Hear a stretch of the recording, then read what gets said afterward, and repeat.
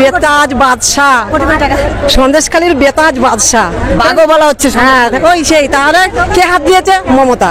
সন্দেশখালীর ঘটনাতে একজন মহিলা সামনে এসে তিনি যে দাবি করছিলেন, যে ভিডিওটি প্রচুর ভাইরাল হয়েছিল। পার্টির লোকেরা আগে এসে দেখে যাবে যে কোন বাড়ির বউটা দেখতে সুন্দর, কে কম বয়সী। এইবার তার ঘুমকি চলে আসবে, তোমার বাড়ির বউ তুমি ছেড়ে দাও।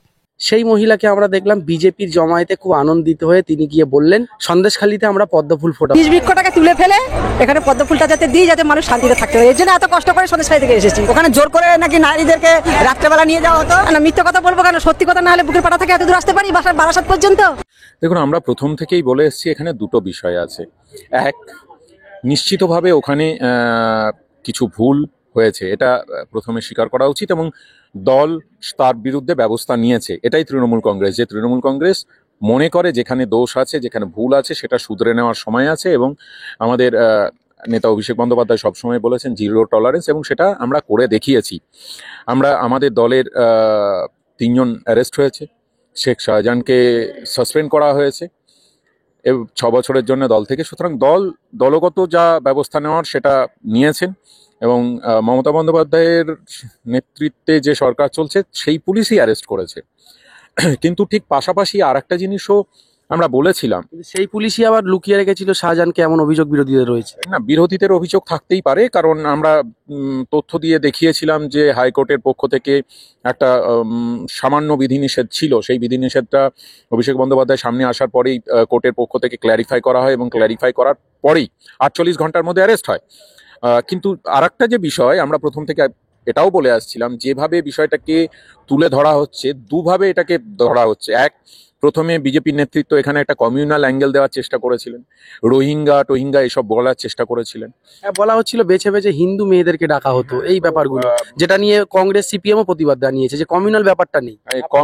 না, কমিউনাল ব্যাপারটা তুলে ধরার চেষ্টা করা হয়েছিল। তারপরে যখন উত্তম এবং শিবুর নামটা এলো, তখন তাদেরকে পিছু হটতে হলো, এবং তখন তারা আবার নতুন ন্যারেটিভ নামানোর চেষ্টা করলেন যে সমস্ত মেয়েদেরকেই নাকি তুলে নিয়ে গিয়ে করা হতো। আমি অবাক হই যে কলকাতা থেকে 3 ঘন্টা দূরত্বে একটি জায়গা, যেখানে সব রাজনৈতিক দল এতদিন ধরে যাতায়াত করেছেন, তাদের সংগঠন আছে, 2019 অব্দি ওই পঞ্চায়েত হচ্ছে সিপিআইএম এর দখলে ছিল, কেউ কিচ্ছু জানতে পারলো না। হঠাৎ করে এক রাত্রে বিস্ফোরণের মতো সবাই এসে বলতে চলে, এবং আমি সংবাদ মাধ্যমেই দেখছিলাম সবাই বলছে যে আমার সঙ্গে হয়নি, কিন্তু আমি জানি অন্যদের সঙ্গে হয়েছে। এবং এটা সংবাদ মাধ্যমে দেখেছি, আমি কিছু সংবাদ মাধ্যমে যখন ডিবেটে গেছি, তখনও যারা এসেছিলেন তাদের সঙ্গে বলেছি যে আপনার সঙ্গে হয়েছে, না আমার সঙ্গে হয়নি, অন্যদের সঙ্গে হয়েছে। না, এই কথাটি যারা সংবাদ মাধ্যমে বলছিলেন তারাও এই কথাটি বলছেন যে আমরা তো আতঙ্কিত, গ্রামের মানুষজন, আমরা সংবাদ মাধ্যমে এমনটা দেখেছি যে সন্দেশখালীতে এমন ঘটেছে, মানে সন্দেশখালীর মানুষই বলছে।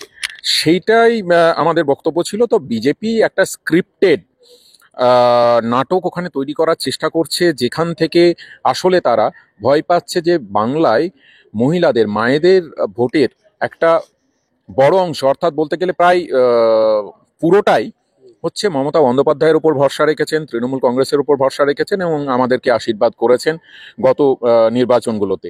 সেই জায়গা থেকে তাদের স্ট্র্যাটেজি হচ্ছে যে ওই মহিলা ভোটের একটা অংশকে যদি কেটে নেওয়া যায়। কিন্তু শুধু শুধু এইভাবে সন্দেশখালী দেখিয়ে তো কোনো লাভ হয় না, আপনাকে প্রমাণ করতে হবে। এবং আমরা আবার বলছি, আমরা আমাদের একটা প্রশাসনিক স্তর থেকে একটা মহিলাদের দ্বারা গঠিত সিট পাঠিয়েছিলাম, সেখানে তারা তদন্ত করেছেন। যদি কোথাও কেউ কোনো দোষ করে থাকে তাহলে তার শাস্তি হবেই। এবং ব্যক্তিগতভাবে আমি মনে করি যে অভিযোগ উঠে আসছে, অভিযোগটা অত্যন্ত ঘৃণ্য, খুবই নোংরা। সেটা যে দলের নেতা নেত্রী করে থাকুক, সেটা তৃণমূল কংগ্রেস করলেও সেটা অত্যন্ত নোংরা, অত্যন্ত ঘৃণ্য। কিন্তু এটা এখনো অবধি অভিযোগ, এর প্রমাণিত যদি কিছু সত্য থাকে তবেই তো হবে, আদারওয়াইজ এটাকে কেন? ওই যে মহিলা যার ভিডিও আমরা দেখালাম এবং আপনার কথা বললাম, বিজেপির একজন নেত্রী, তিনি তো বলছেন সুন্দর সুন্দর মেয়ে দেখলেই শাসক দলের নেতারা ডেকে নিয়ে যেত। না, সেটা বিজেপির নেত্রী বলছেন, তিনি তার প্রমাণটা দিতে হবে। তো বিজেপির নেত্রী বলছেন তিনি একটা ন্যারেটিভ সেট করার চেষ্টা করছেন, তারা এটা রাজনৈতিকীকরণ করার চেষ্টা করছে। এই রাজনৈতিকীকরণ করা এরকম একটা বিষয় নিয়ে, এইটা খুব খারাপ বিষয়। যখন একটা মহিলাদের সম্মান, নারীদের সম্মান, মায়েদের সম্মান, সেই সম্মানের বিনিময়ে একটা রাজনীতি, এইটা অত্যন্ত খারাপ বিষয়। বিজেপি এটা করার চেষ্টা করছে, বাট আমার মনে হয় না তাতে তারা সমর্থ হবে করতে। কারণ 2 দিন আগেই আমরা দেখলাম মমতা বন্দ্যোপাধ্যায়ের নেতৃত্বে যে মিছিল হলো, সেখানেও সন্দেশখালীর প্রচুর মায়েরা এসেছিলেন। এখন যদি সন্দেশখালীর অবস্থা সত্যিই ওরকম খারাপ হয়ে থেকে থাকে, তাহলে সেই মায়েরা আসছেন কেন? নিশ্চিতভাবে তাদের মনে হচ্ছে কোথাও যে না, যা বলা হচ্ছে সেটা বোধহয় সত্য নয়। এবং এই ইস্যুটাকে জাতীয় ইস্যু তৈরি করছে বিজেপি, তারা বলছে এটাকে জাতীয় ইস্যু করে রাজনীতির ময়দানে লড়াই করা হবে। না, আমার প্রশ্ন হচ্ছে, আমি আবার বলছি, প্রথমেও বললাম যে যদি এরকম কিছু সত্যিই ঘটে থাকে তাহলে দলমত নির্বিশেষে অত্যন্ত নিন্দনীয়, ঘৃণ্য কাজ, সেটা তৃণমূল করুক, সিপিআইএম করুক, বিজেপি করুক, যেই। আমার একটা প্রশ্ন থাকবে, তারা এই বিষয়টাকে জাতীয় ইস্যু করছে যেটা এখনো প্রমাণিত নয়। কিন্তু আমরা যে ঘটনাগুলো জানি, মণিপুরের একটি মেয়েকে রাস্তায় নগ্নভাবে হাঁটানো হলো, প্যারেড করানো হলো, তখন সেটাকে জাতীয় ইস্যু বানানো হয়নি কেন? সেটা নিয়ে কেন বিজেপির কোনো নেতৃত্ব মুখ খোলেননি?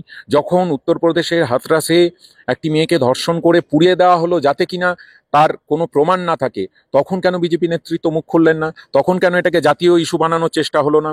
আমার প্রশ্ন থাকবে, যখন বিলকিস বানোর রেপ কেসে যারা কনভিক্টেড তারা যখন প্যারোলে বেরিয়ে এলো, তাদেরকে মালা পরিয়ে স্বাগত জানানো হলো, তখন কেন এটাকে জাতীয় ইস্যু বলে মানা হলো না? কেন মহিলাদের সম্মান নিয়ে তখন বিজেপি নেতৃত্বের কোনো উচ্চবাচ্য শুনলাম না? এই প্রশ্নগুলো থেকেই বোঝা যায় আসলে বিজেপি মায়েদের সম্মান নিয়ে যত না চিন্তিত, তার থেকে বাংলাকে কিভাবে চক্রান্ত করে দখল করা যায় রাজনৈতিকভাবে পেরে উঠছে না। তাই চক্রান্ত করে, কালিমালিপ্ত করে কিভাবে দখল করা যায় সেটাই উদ্দেশ্য। এই উদ্দেশ্য সফল হবে না। তাহলে কি বিজেপি চক্রান্ত ফাঁস হয়ে গেল? এই যে একই মহিলা তিনি অভিযোগ করছিলেন, তিনি আবার মোদিজির সভাতে আবার বলছেন পদ্মফুল ফুটবে সন্দেশখালীতে। দেখুন, রাজনীতি করার অধিকার সবার আছে। গণতান্ত্রিক ব্যবস্থায় আমরা গণতন্ত্রকে সম্মান জানাই, এবং কে কোন দল করবেন সেটাও তার বিষয়। তো তিনি মোদিজির সভায় থাকবেন না গদিজির সভায় থাকবেন, সেটা তার সম্পূর্ণ তার ব্যাপার। এই নিয়ে আমাদের কোনো বক্তব্য নেই। আমার বক্তব্য হচ্ছে যে আস্তে আস্তে বোধহয় পরিষ্কার হয়ে যাচ্ছে যে মহিলারা ওখানে বিদ্রোহ করছেন, তারাই আবার টিভিতে এসে বলছেন ওখানে আমরা পদ্মফুল ফোটাবো। তাহলে পুরোটাই চক্রান্ত কিনা সেইটা ভেবে দেখতে হবে, এবং আমি প্রশাসনকে অনুরোধ জানাবো তারা নিরপেক্ষ তদন্ত করুন এবং সত্যটা সামনে নিয়ে আসুন। সত্যি কি ঘটেছিল সন্দেশখালীতে বাংলার মানুষ জানতে চায়।